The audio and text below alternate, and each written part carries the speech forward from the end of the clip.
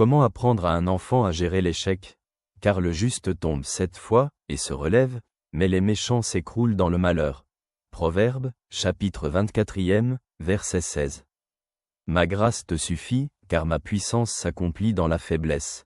Deuxième épître aux Corinthiens, chapitre 12, verset 9. Réflexion. Chaque enfant, tôt ou tard, fera l'expérience de l'échec. Perdre à un jeu, avoir une mauvaise note à l'école, ne pas réussir un concours, un conflit avec un ami. Un parent tient naturellement au bonheur de son enfant, mais doit-il toujours le protéger de l'échec? Les échecs font partie de la vie. Ce sont eux qui enseignent l'humilité, la persévérance et la force intérieure. Un enfant qui ne sait pas gérer l'échec peut, une fois adulte, avoir des difficultés à relever des défis, craindre l'évaluation et abandonner au premier obstacle.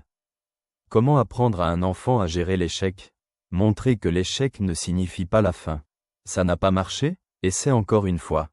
Il est important que l'enfant comprenne que l'erreur fait partie du processus d'apprentissage.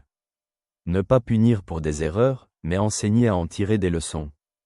Au lieu de dire « tu aurais pu faire mieux », il vaut mieux demander « que peux-tu faire différemment la prochaine fois ?» Montrer que même les grands hommes font des erreurs. Les histoires des personnages bibliques, qui malgré leur chute ont accompli de grandes choses, comme Pierre, qui a renié Jésus mais est devenu son apôtre, peuvent inspirer l'enfant à éviter, ne pas minimiser les émotions de l'enfant. C'est rien du tout. Si l'enfant ressent de la tristesse, il a le droit de la vivre. Ne pas le comparer aux autres. Ton frère ne renonce jamais. Cela ne ferait qu'engendrer frustration et sentiment d'infériorité. Ne pas résoudre les problèmes à la place de l'enfant. Un parent ne devrait pas éliminer chaque obstacle du chemin de l'enfant, sinon il n'apprendra pas à faire face aux difficultés. Comment aider un enfant lorsqu'il vit un échec? L'encourager à réessayer. Ce n'est pas la fin du monde. Essaie encore, tu verras que tu réussiras. Construire sa résilience. Tout le monde se trompe parfois, l'important est de ne pas abandonner. Lui rappeler qu'aux yeux de Dieu, nous sommes précieux, indépendamment des succès et des échecs. Mon enfant voit-il l'échec comme une opportunité de développement ou plutôt comme quelque chose qu'il faut craindre?